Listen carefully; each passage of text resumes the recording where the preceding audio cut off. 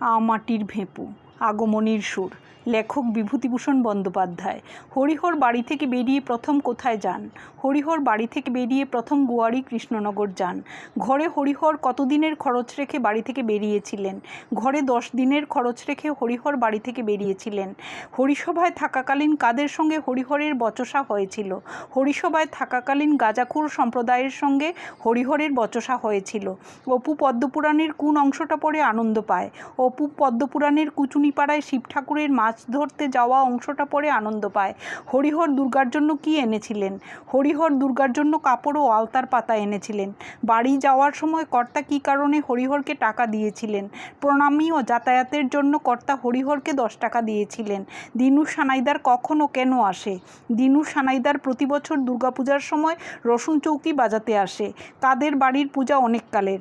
গাঙ্গুলি বাড়ির পূজা অনেক কালের।